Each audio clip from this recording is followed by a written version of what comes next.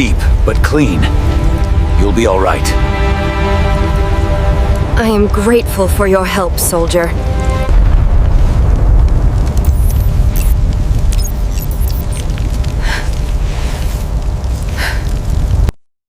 The planet was dying, and it was dying fast. In the middle of this nightmare stood the Galactic Alliance base. It was a scene of pure chaos. Hundreds of alien soldiers from different planets were running toward the giant transport ships. Their only goal was to escape before the planet exploded into a billion pieces. Among the crowd, lying in the dirt and fire, was Thrax. Thrax was a legend. He was a Krogan warrior, a race known for their massive size and incredible strength. He had fought in 100 battles and saved thousands of lives. But today, the great warrior was helpless. During the final explosion at the base, a massive steel support beam had fallen from the ceiling. It had crushed Thrax's lower back, pinning him to the burning ground. Thrax tried to push the beam off, but he couldn't feel his legs. His spine was shattered. He was paralyzed. "Help me!" Thrax roared, his voice deep and gravelly. "Do not leave me here." A group of Zograt soldiers, thin, insect-like aliens, ran past him. They looked at Thrax with their many eyes, but they didn't stop. They were too afraid of the fire. Then came the Valerians, a race of tall, blue-skinned beings who claimed to be the most civilized in the galaxy. They paused for a second, looking at the heavy beam, then shook their heads and kept running. Finally, the Alliance commander, a cold and logical alien named General Vark, walked up to Thrax. He looked at his digital watch. "Commander." Thrax gasped, coughing up gray dust. "My legs. I cannot move them. Help me lift this." General Vark did not reach down to help. He simply looked at the massive beam and then at the countdown on his wrist. "The math does not work, Thrax," the commander said in a flat, robotic voice. "That beam weighs 3 tons. It would take 5 men to lift it, or a crane. We have exactly 10 minutes before the tectonic plates of this planet collapse. To save you would mean losing a ship full of healthy soldiers. I have served the Alliance for 20 years. Thrax screamed, the heat of the lava getting closer. "And we thank you for your service," Vark replied coldly. "But in the logic of war, you are now dead weight. You are a broken tool. We must go." Vark turned around and waved his hand to the remaining troops. "Everyone, move. Abandon the base. That is an official order." Thrax watched as the last of his allies turned their backs on him. He saw the giant engines of the transport ships glowing in the distance. He was a warrior who had never known fear, but now, a cold chill ran through his heart. He was going to die alone, crushed under metal, in a world of fire. He closed his eyes, waiting for the end. Suddenly, the sound of heavy, rhythmic footsteps reached his ears. These were not the frantic footsteps of someone running away. These were the steady, heavy thuds of someone walking toward the danger. Thrax opened his eyes. Through the thick smoke, he saw a figure. It was a human. The human was wearing a dusty, dented suit of combat armor. Compared to the Krogan, the human was small. He didn't have 4 arms or natural armor plating. He was just a man. It was Corporal Jack, a low-ranking soldier who had joined the mission only a month ago. Jack stopped next to Thrax. He looked at the giant beam, then at Thrax's paralyzed legs. "What are you doing, human?" General Vark's voice crackled over the radio. "Corporal Jack, get to the ship immediately. That is a direct order. The Krogan is finished.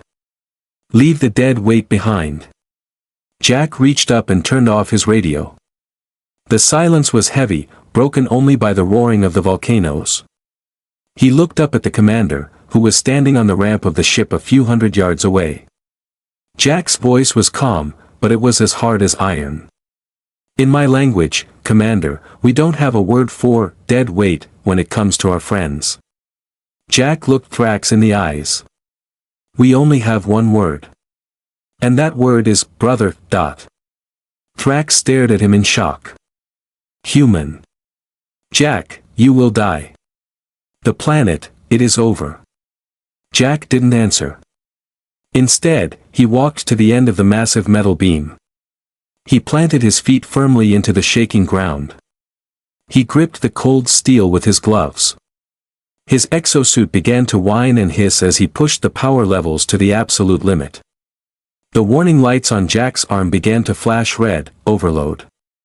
Hold your breath, big guy, Jack grunted, his face turning red from the effort. This is going to hurt. With a loud scream of pure effort, Jack began to lift. The metal groaned. The ground beneath Jack's boots began to crack. On the horizon, the first transport ship took off, leaving them behind. The timer on the base's emergency screen flickered, 6 o'clock minutes until total collapse. Jack was staying. The human was fighting the laws of physics and the orders of his general, all to save a man everyone else had forgotten. Would they make it out alive? Or would the human's heart be the reason they both died in the fire? The sound of grinding metal was deafening. Jack's exosuit was screaming. Red warning lights flashed inside his helmet, blinding his vision. The heavy steel beam, which the general had called impossible to move, began to rise, just an inch, then 2. Jack's teeth were clenched so hard they felt like they might break. His muscles felt like they were on fire. Come on, move, you piece of junk. Jack roared. Thrax, the giant Krogan, watched in disbelief. He had spent his whole life believing that humans were physically weak. To him, humans were just engineers and talkers, not warriors of strength. But now, he saw the veins popping in Jack's neck. He saw the human's boots sinking into the melting asphalt. Jack wasn't using just the power of his suit, he was using every bit of his soul. With a final, bone-crushing heave, Jack threw the beam to the side. It crashed into the lava with a massive splash. Thrax was free, but he was still broken. He tried to pull himself up using his massive arms, but his legs remained still, like dead logs. Human, Thrax panted, his voice weak. You have done the impossible. But look, the ships. They are leaving. You have wasted your chance to live. Jack didn't look at the sky. He looked at the timer on his wrist. 15 minutes remaining. Save the speech for later, Thrax, Jack said, gasping for air. He pulled out a high-tensile magnetic cable from his belt. He began wrapping it around Thrax's massive chest, connecting the alien warrior to the back of his own exosuit. I'm not leaving without my passenger. Suddenly, Jack's radio clicked on. It was General Vark again. His voice was no longer calm, he sounded angry. Corporal Jack. I see what you are doing on the thermal cameras. Stop this madness. You cannot carry a Krogan. He weighs 4 times as much as you. You will both die before you reach the landing pad. This is my final warning, abandon the weight and run, or I will lock the ship's doors. Jack looked up at the giant transport ship. It was already hovering 50 feet above the ground, its engines creating a windstorm of dust and heat. He didn't answer the general. Instead, he grabbed his rifle, checked the magazine, and started walking. Each step was a battle.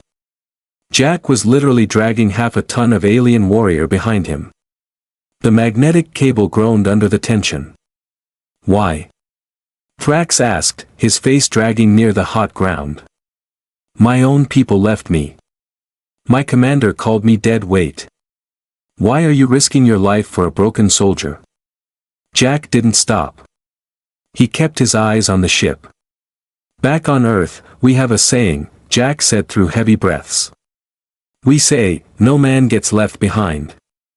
It doesn't matter if you have 2 legs or none. It doesn't matter if you're human or Krogan. If you fought by my side, you're coming home with me. But the planet wasn't going to make it easy. The ground suddenly shook with such force that Jack fell to his knees. A massive crack opened just 10 feet away, and from the glowing red depths, something crawled out. They were Xylo's shadow stalkers, beasts made of obsidian and fire. These creatures lived in the planet's core and only came out when the world was ending, looking for one last meal. 3 of them, each the size of a tiger with glowing orange eyes, blocked the path to the ship. "Leave me, Jack," Thrax whispered, reaching for a broken blade on his belt. "I am paralyzed, but I can still fight. I will hold them off while you run. You are a good man. Do not die in this hole." Jack pulled his pistol and stood in front of the paralyzed warrior. He looked at the 3 monsters, then at the ship that was slowly moving further away. The timer hit 3:30. "I told you once, Thrax," Jack said, aiming his weapon. "I don't ask for permission. Now, keep your head down. I'm about to show these overgrown lizards why you never mess with a human's friend." The first shadow stalker leaped. Jack didn't move. He waited until the last second, then fired a burst of kinetic rounds directly into the creature's open mouth. The beast exploded into a cloud of black ash. But the other 2 were smarter. They began to circle. They saw that Jack was tied to Thrax. They saw that the human was slow. They lunged together from 2 different sides. Jack fired at one, but his suit's power was low from lifting the beam. His movements were sluggish. One of the beasts swiped its claws, tearing a deep gash into Jack's shoulder. Blood, bright red human blood, spilled onto the gray dust. "Jack!" Thrax screamed. Jack stumbled, but he didn't fall. He looked at the blood on his arm, then at the monsters. A strange, cold smile appeared on his face. The human rage was kicking in. "Is that all you've got?" Jack hissed. He dropped his gun and pulled out a high-vibration combat knife. "My turn." In a blur of motion, Jack did something no logical alien would ever do. Instead of defending, he attacked. He charged at the monsters, dragging the heavy Thrax along like a human anchor. The sheer craziness of the move confused the beasts for a split second, and that was all Jack needed. He stabbed the knife into the second beast's neck and used his momentum to kick the third one into the lava pit. The path was clear, but the cost was high. Jack was bleeding, his suit was failing, and the timer showed 2 minutes. The transport ship was now at the very edge of the landing zone, its ramp half closed. General Vark's voice came over the loudspeakers of the ship, echoing across the burning valley. "We are taking off in 60 seconds. Anyone not on board will be left for the explosion." Jack looked at the ship. It was a 200-meter sprint. Under normal conditions, easy. But with a paralyzed Krogan on his back and a bleeding shoulder, it was a suicide mission. "Hold on tight, Thrax," Jack said, his voice cracking with exhaustion. "We're going to have to run." The distance to the ship was only 200 meters, but for Jack, it felt like 200 miles. Every step he took felt like 1,000 needles piercing his legs. The magnetic cable pulling Thrax was cutting into Jack's waist, and his wounded shoulder was dripping warm, red blood onto the scorched earth. 145 minutes remaining. The planet Xylos forgave a giant moan. A massive explosion occurred a mile away, sending a cloud of fire and rocks into the sky. The ground under Jack's feet was no longer solid, it was vibrating like a drum. "Jack, stop," Thrax said, his voice a low rumble. "Look at your suit. The lights are out." Thrax was right. The exosuit, which gave Jack the strength to pull the heavy alien, had finally died. The battery was at 0%. Now, it was just heavy metal plates attached to Jack's body. He wasn't just pulling Thrax anymore, he was pulling the weight of the dead suit as well. Jack didn't stop. He leaned forward, his body almost parallel to the ground, and pulled. His boots slid in the gray ash. "I don't quit," Jack hissed through gritted teeth. Suddenly, the voice of General Vark boomed from the ship's external speakers. The sound was cold and echoed across the burning valley. "Corporal Jack, you are being irrational. You are a soldier of the Alliance, and you are throwing away a valuable human life for a broken unit. We are raising the landing ramp. In 60 seconds, the engines will reach full thrust. If you are not on the ramp, you will be vaporized by the heat of the engines. This is your final chance. Release the Krogan and run." Jack looked up. He saw the massive metal ramp of the ship slowly tilting upwards. He saw the other soldiers, aliens of all kinds, standing behind the glass windows of the ship. They were just watching. To them, Jack was a fool. A brave fool, but a fool nonetheless. "They are right, Jack," Thrax whispered. The giant warrior had tears in his eyes, something a Krogan never showed. "I am a warrior. I am ready to die. But you have a life. Don't let my weight pull you into the grave." Jack stopped for a second. He turned around and looked Thrax in the eye. "You think you're wait, Thrax. You're the guy who saved my squad in the Orion Nebula. You're the guy who shared his rations when our supply ship was late. You aren't wait. You're my brother. And humans don't leave brothers behind." With a sudden burst of energy that shouldn't have been possible, Jack grabbed the cable with both hands and began to scream. It wasn't a scream of pain, it was a scream of pure, raw defiance. He started to move again. Faster. But the planet had one more trap. Just 50 meters from the ship, the ground suddenly groaned and collapsed. A massive canyon, 20 feet wide and filled with flowing lava, opened up right in front of them. The bridge to the landing pad was gone.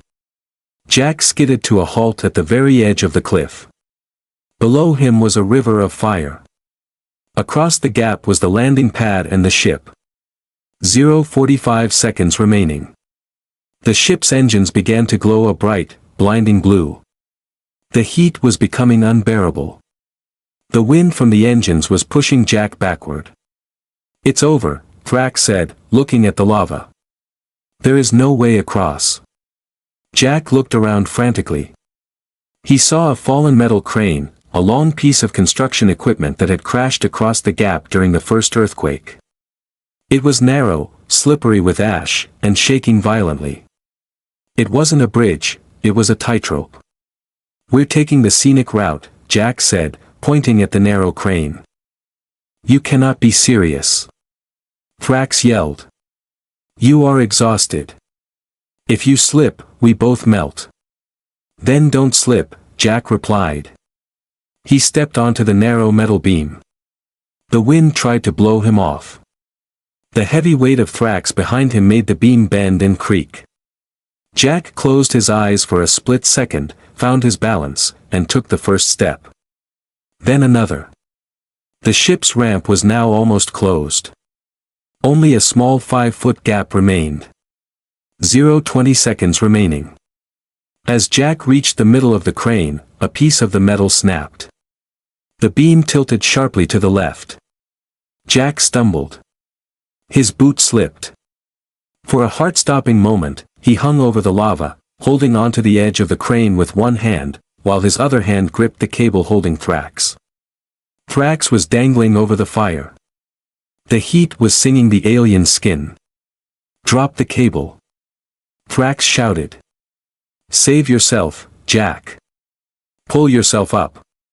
Jack's fingers were bleeding. His muscles were tearing. He looked down at the fire, then up at the ship. He saw General Vark standing at the window, looking down with a cold, analytical gaze, waiting for Jack to finally give up and be logical. Jack's eyes turned stone cold. He looked at his own hand, the one holding Thrax. "Not today, Vark," Jack whispered. With a final, desperate surge of strength, Jack didn't just pull himself up, he swung Thrax's massive body forward, using the momentum like a pendulum. He threw the Krogan onto the solid ground on the other side of the gap. Then, Jack jumped. He landed on the edge of the landing pad just as the crane melted and fell into the lava. But he didn't stop to breathe. He grabbed Thrax's collar and began to crawl toward the ship. The engines roared. The sound was like 1,000 thunderstorms. The heat was peeling the paint off Jack's armor. 0:05 seconds. The ramp was almost shut. Only a tiny slit of light remained. Jack reached the ramp. He pushed Thrax's body into the closing gap. "Get in!" Jack yelled over the roar of the engines. But as Thrax slid inside to safety, the ramp clicked shut. Jack was still outside. The heavy metal ramp of the ship closed with a loud, final clang. Inside the ship, Thrax lay on the cold floor, his paralyzed legs useless behind him. He looked back, expecting to see Jack right behind him. But there was only a solid wall of steel. Jack was gone. He was still outside on the burning planet. "No!" Thrax roared, his voice shaking the walls of the cargo bay. "Open the door. The human is still out there." On the ship's bridge, General Vark stood calmly, watching the main screen. He could see Corporal Jack on the external camera. Jack was standing on the landing pad, surrounded by fire. The human looked small, exhausted, and covered in blood. "Commander," one of the junior officers said, his voice trembling. "Corporal Jack is still on the pad. If we wait 5 seconds and lower the ramp." "Negative," General Vark interrupted. His voice was like ice. "The tectonic plates are collapsing. Look at the sensors. If we stay for 5 more seconds, the vacuum created by the planet's explosion will pull this ship into the core. Logic dictates that one human life is a small price to pay for the safety of this entire crew. Pilot, engage thrusters. Now." "But sir." "That is an order." Vark snapped. The ship's massive engines roared to life. A giant cloud of blue fire erupted from the bottom of the ship, vaporizing everything on the landing pad. Outside, Jack felt the heat. He knew the engines were about to burn him to ash. But he didn't just stand there and wait to die. That wasn't the human way. While the logical aliens were busy calculating his death, Jack was looking for a way to live. He saw it, a small, mechanical hatch used for refueling. It was located near the landing gear, about 10 feet above the ground. It was a tiny opening, and it was closing fast. Jack didn't think. He ran. With his exosuit dead, every movement was a struggle. He jumped, his fingers catching the cold edge of the metal hatch just as the ship began to lift off the ground. "I am not dying today," Jack hissed. He pulled himself up, his muscles screaming in protest. He managed to stick his hand into the closing hatch, jamming it open. The ship was now 500 feet in the air, then 1,000. The air was getting thin. The temperature was dropping. Inside the cargo bay, Thrax was not giving up either. Despite his paralyzed legs, he was using his massive arms to crawl toward the control panel of the ramp. "Stay back, Krogan," 2 Zograt guards shouted, pointing their shock spears at him. "The general has ordered the ship to remain sealed." Thrax looked at them with eyes full of rage. "That human saved my life when you all ran away. If you want to stop me, you will have to kill me." The guards hesitated. They had never seen such loyalty. Before they could move, Thrax grabbed the heavy metal leg of a fixed crate and ripped it out of the floor with his bare hands. He threw it at the control panel, smashing the lock. Suddenly, a red light began to flash. "External hatch opened," the ship's computer announced. General Vark's face turned red with anger on the bridge. "What is happening? Who opened the hatch?"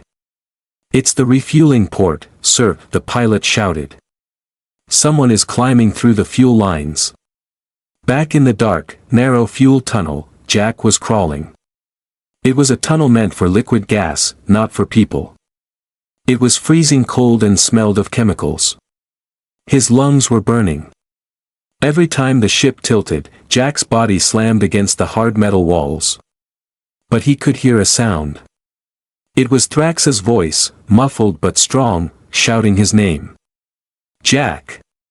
Jack, can you hear me? Jack reached a small internal grate. He kicked it once. Twice. On the third kick, the grate flew open, and Jack tumbled out onto the floor of the cargo bay, gasping for air. He was covered in black oil and red blood. He looked like a ghost. Thrax crawled to him, his giant hands shaking as he touched Jack's shoulder. You crazy human. You actually did it. Jack gave a weak, tired smile. Told you. I had a passenger. But the moment of peace didn't last. The door to the cargo bay slid open.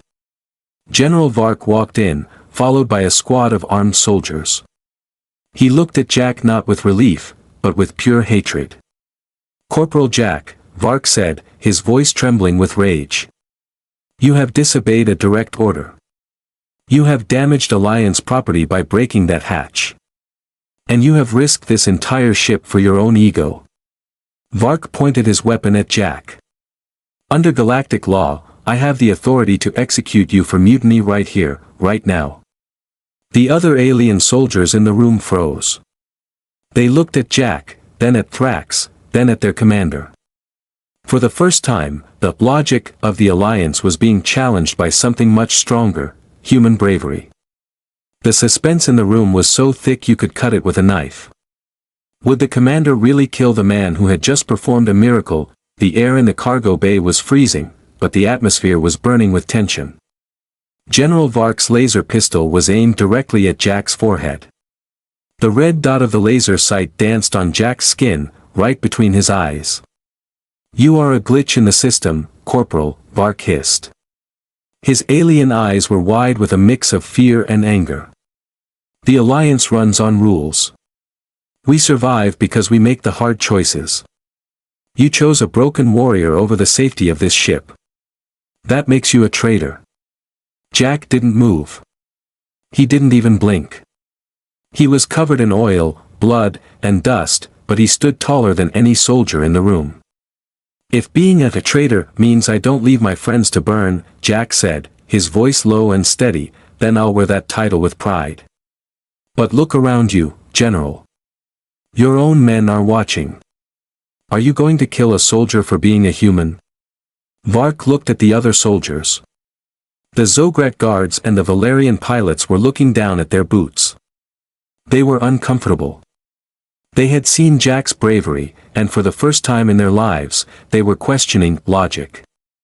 Logic is the only thing that matters. Vark screamed, losing his cool. The Krogan is paralyzed. He is useless to the Empire. Why should we care? Suddenly, a sound like 1,000 drums echoed through the ship.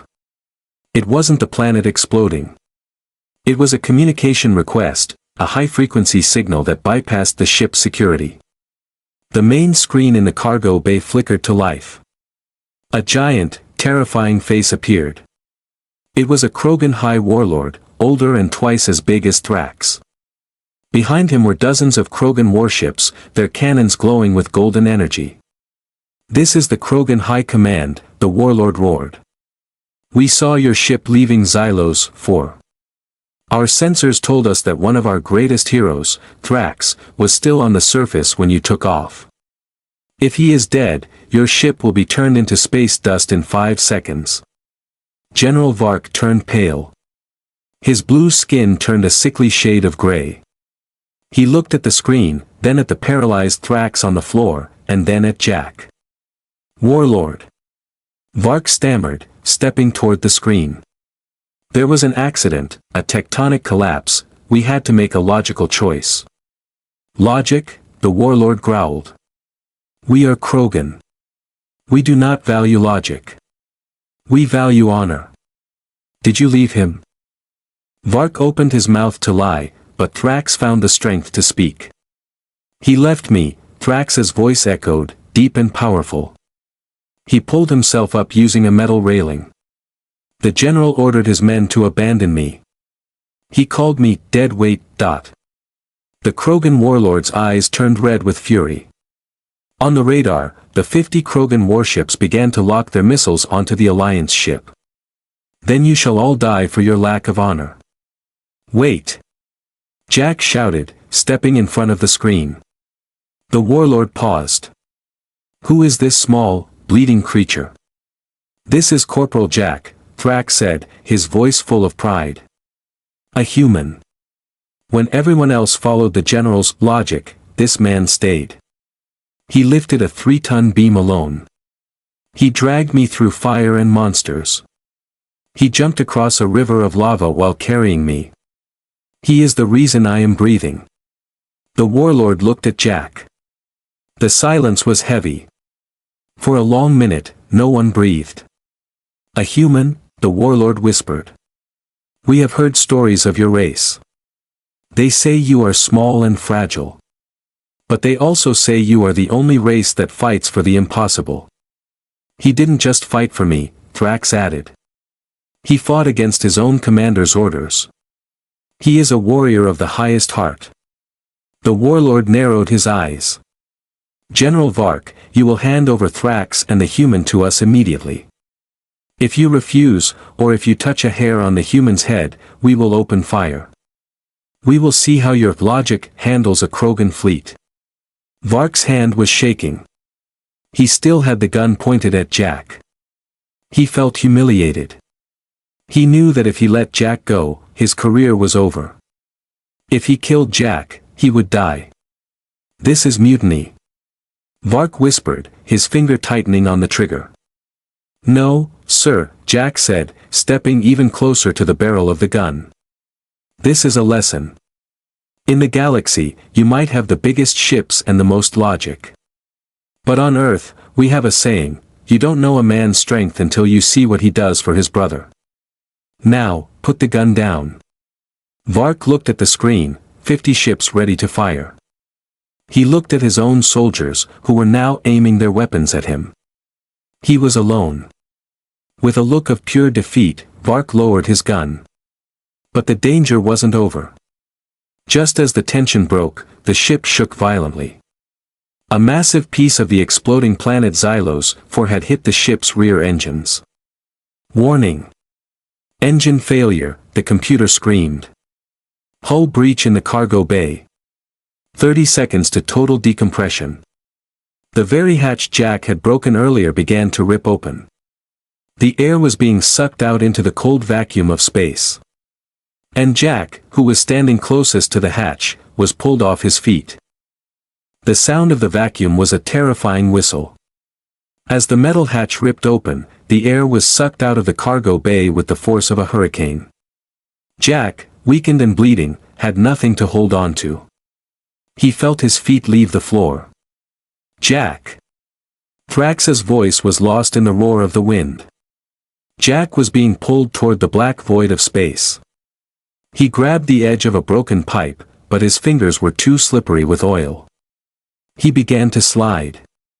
Below him was the cold, empty universe. Just as Jack's fingers lost their grip, something massive and warm slammed onto his wrist. It was Thrax. The paralyzed Krogan had done something impossible. He had used his massive arms to pull himself across the floor, and he had wrapped his thick legs, the ones that couldn't move, around a bolted-down cargo crate. He was using his own body as a human chain. Thrax's muscles were bulging, his skin turning a dark purple from the pressure. I have you, the Krogan roared. For a full minute, it was a tug-of-war between a warrior's love and the vacuum of space. Thrax refused to let go.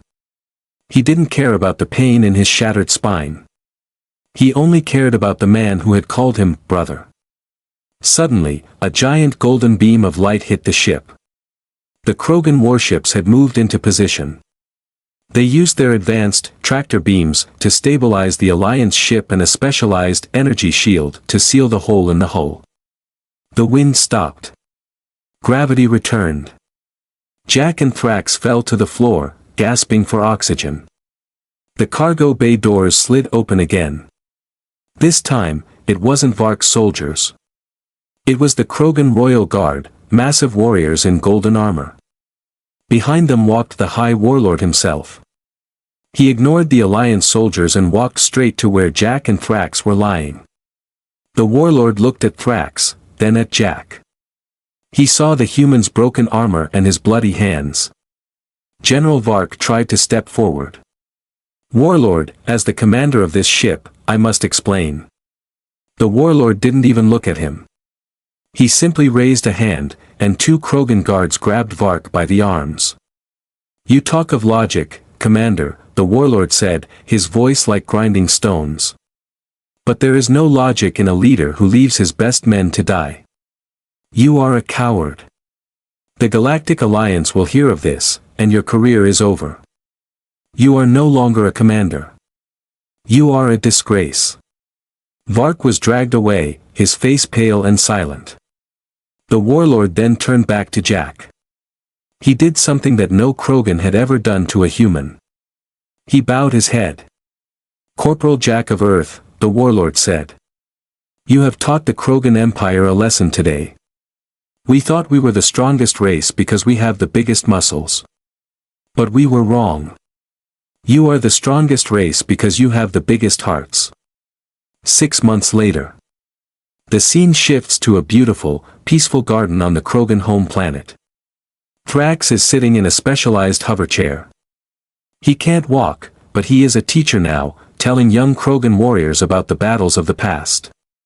A ship lands nearby, and a man steps out. It's Jack. He is wearing a clean, white uniform of the Human Peace Corps. He walks with a slight limp from his injuries on Xylos 4, but he looks happy. Thrax's face lights up with a giant smile. "Brother. You are late for lunch." Jack laughs and sits down next to him.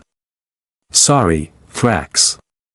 Traffic in the asteroid belt was a nightmare." They look out at the horizon.